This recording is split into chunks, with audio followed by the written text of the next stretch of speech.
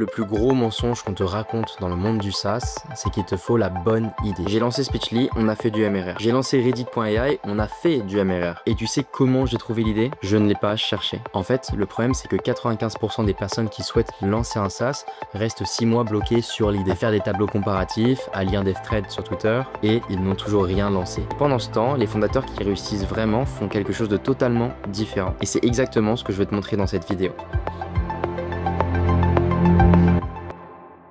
95% des personnes qui veulent se lancer dans le SaaS et qui font la même erreur. Et c'est pour ça qu'ils ne lancent jamais rien. Tu peux aller faire un tour sur Twitter, tu peux aller faire un tour sur Reddit, voir les indie hackers et tu vas marquer Looking for SaaS ID, donc rechercher des idées et tu vas tomber sur des milliers de posts identiques postés tous les jours. Quel SaaS profitable je peux lancer en 2026? Quelles sont les meilleures idées de SaaS? Je suis dev mais j'ai juste besoin d'une bonne idée. Je cherche pour une idée de SaaS AI avec une low competition. Et quelle est la next 10K d'MRR opportunity. Et tu as des communautés entières de gens qui cherchent une idée depuis des mois, parfois des années, et qui n'ont jamais rien lancé. Et les chiffres font mal. Tu as 95% des inspirants qui n'ont jamais lancé un seul produit. 6 mois, c'est le temps moyen passé à chercher la bonne idée avant d'abandonner. 0 € généré par les idées qui restent dans un Notion. Et 48 heures de temps qu'il faut aujourd'hui pour shipper un MVP avec l'IA. Plus tu cherches, moins tu construis, plus tu compares, moins tu vends, et c'est juste mathématique. Et pourquoi c'est un piège? Parce que créer la bonne idée, c'est devenu une forme sophistiquée de procrastination. Tu as l'impression de travailler, tu lis, tu analyses et tu compares. Mais en vrai, tu ne construis rien. Tu parles à personne, tu ne vends rien, tu n'apprends rien sur le marché réel. Et pour mes amis qui font de la guitare comme moi, c'est comme chercher la chanson parfaite avant d'apprendre la guitare. Tu ne trouveras jamais la bonne chanson si tu n'as jamais touché un manche de ta vie. Et tu ne trouveras jamais la bonne idée de ça si tu n'as jamais rien lancé. Et donc ici, il y a deux typologies de profils.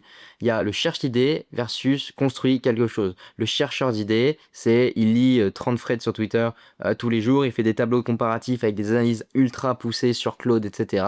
Bref, il me fait des trucs de fou pour tout ça. Demande aux autres, tu en penses quoi? Il attend l'élimination. Résultat, 0 € après 6 mois. Et la différence entre celui qui agit et celui qui n'agit pas, donc le constructeur, il note ses propres frustrations, il ship un MVP moche en 48 heures, il trouve un premier client à 10 €, il itère sur des feedbacks réels et résultat du revenu en une semaine. Et la différence, c'est pas l'intelligence, elle est dans l'action. Ce qui existe, c'est des problèmes réels. Et les fondateurs qui gagnent sont ceux qui apprennent à les voir et pas ceux qui attendent l'élimination. Tu ne trouves pas une idée, tu la repères dans ton quotidien quand tu arrêtes de la chercher. D'ailleurs, j'arrête la vidéo maintenant, mais pour toutes les personnes qui souhaitent créer un SaaS, je vous invite à regarder le lien qui est dans la description. Vous aurez toutes les informations pour avoir un appel avec moi. Donc, on se retrouve là-bas. Ce que font les fondateurs qui réussissent, ils font l'une de ces deux choses et c'est tout. La stratégie 1, c'est qu'ils résolvent leurs propres problèmes, un truc qui les fait chier au quotidien et qui sont prêts à payer pour ne plus avoir à gérer. Et c'est exactement la meilleure stratégie que je vous conseille, qu'on a fait pour Speechy, qu'on a fait pour Reddit.ai et qu'on fera toujours pour les autres SaaS, ça marchera toujours à vie. La stratégie 2, c'est ils copient des SaaS qui marchent déjà et améliorent pour des segments précis. Pas pour tout le monde, pour une niche bien identifiée. Et c'est tout. Il n'y a aucun éclair de génie, il n'y a aucune idée révolutionnaire et c'est juste des gens qui regardent ce qui existe déjà et qui font mieux. Et ça a toujours été comme ça dans le SaaS et dans des tonnes de milieux, d'accord? Que ça soit plus simple ou que ça soit plus ciblé.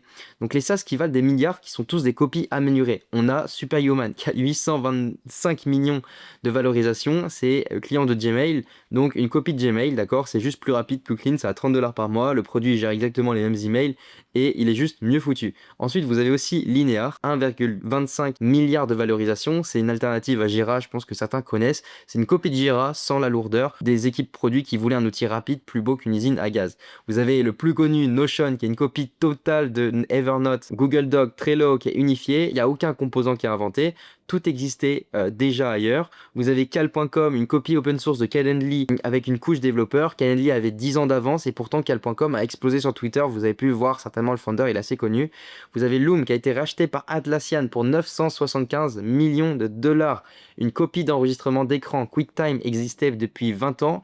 Loom l'a juste rendu partageable en un clic. Aucun de ces produits n'est une idée nouvelle. Ce sont tous des exécutions qui sont meilleures sur des problèmes connus. Et ils valent ensemble plus de 13 milliards de dollars.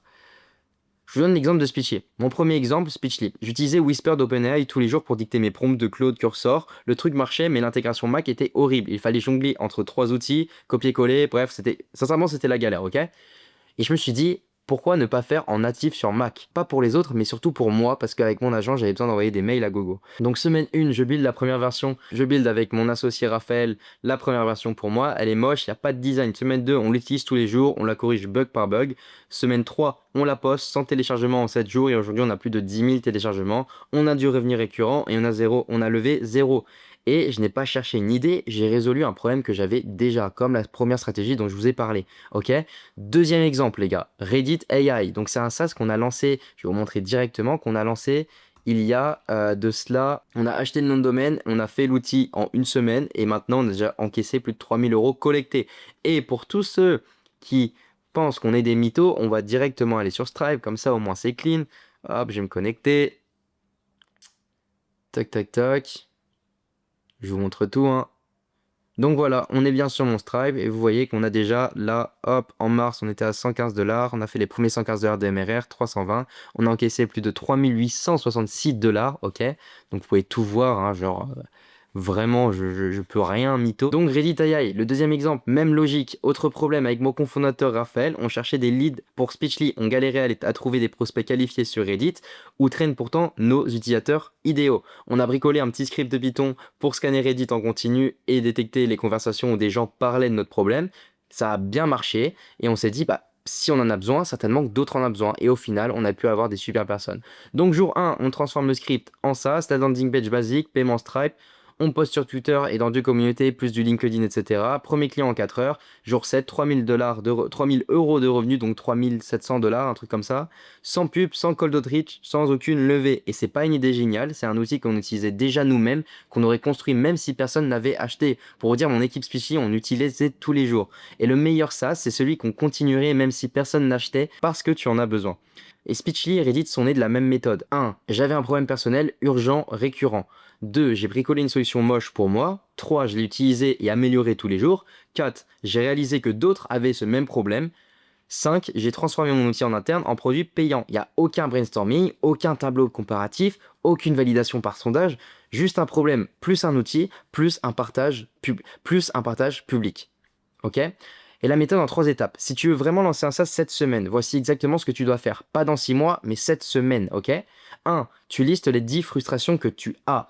Pas celles des autres, pas celles que tu as lues sur Reddit, pas celles d'un avatar marketing que tu as inventé sur ChatGPT ou sur Claude, les tiennes.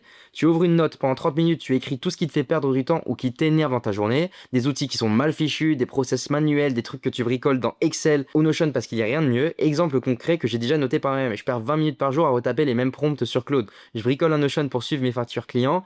Je n'arrive jamais à savoir combien je gagne ce mois-ci. Mes captures d'écran traînent partout sur mon Mac. Je dois manuellement scraper Reddit pour trouver mes prospects. Je passe 1 heure par semaine à formater mes posts LinkedIn. Tes 10 frustrations sont tes 10 pistes de SaaS et chaque ligne est un produit potentiel, ok? 2. Tu vérifies que des gens payent déjà pour des solutions pourries. Pour chaque frustration de ta liste, tu vas chercher qui propose déjà une solution. Direction G2. Donc tu peux aller sur G2, tu peux aller sur Capterra, tu peux aller sur Product Hunt, tu peux aller aussi sur Google directement. Et ce que tu cherches, c'est des concurrents moyens qui font du chiffre, pas des leaders parfaits, des outils qui sont moches, qui sont vieux, qui sont mal designés et qui ont quand même des clients qui payent. Et les signaux à chercher, c'est donc vous cherchez des outils avec une note de 3-4 étals avec beaucoup d'avis, avec des clients frustrés mais qui restent, des reviews qui disent je voudrais que, avec ta roadmap qui est déjà écrit du coup dans les commentaires, des concurrents qui facturent 30 à 100 $ par mois, des gens qui sortent, c'est-à-dire des gens qui sortent la CB, et des sites qui ont l'air d'être de 2015 avec aucune innovation depuis 10 ans. Pas de concurrents, pas de marché, des concurrents moyens est égal à ton opportunité. Et si tu trouves 3 outils qui font 10 cas par mois en résolvant ton problème mal, tu as ta preuve et tu peux construire mieux. Le marché est validé. Le marché est validé pour toi et il n'y a pas plus à faire.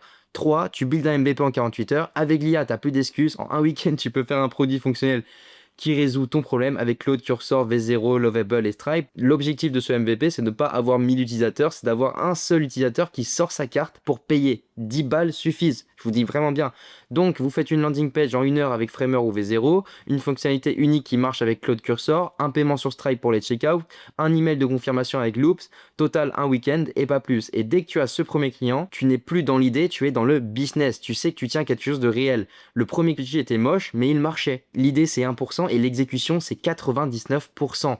Et l'exécution commence quand tu arrêtes de la chercher. Chaque jour que tu passes à côté de la bonne idée est un jour que tu ne passes pas à construire construire, à parler à des utilisateurs, à apprendre ce qui marche vraiment. Les fondateurs qui gagnent ne sont pas ceux qui sont le plus intelligents, ils n'ont pas la meilleure idée, ils ont juste arrêté de réfléchir plus tôt. Speechly n'aurait jamais existé si j'avais entendu la bonne idée, Reddit non plus, et aucun des deux n'est révolutionnaire, les deux génèrent du revenu. Arrête de chercher et commence à construire. J'espère que cette vidéo vous aura plu, c'était extrêmement important d'en faire une pour moi, extrêmement important parce que je veux vraiment vous montrer que c'est possible, que le SaaS fonctionne et voilà. Pour tous ceux qui sont intéressés d'aller plus loin et qui veulent lancer le SaaS à nos côtés, vous avez un lien dans la description. Abonnez-vous, likez, on se retrouve sur une vidéo demain et c'était Paul-Marie, ciao.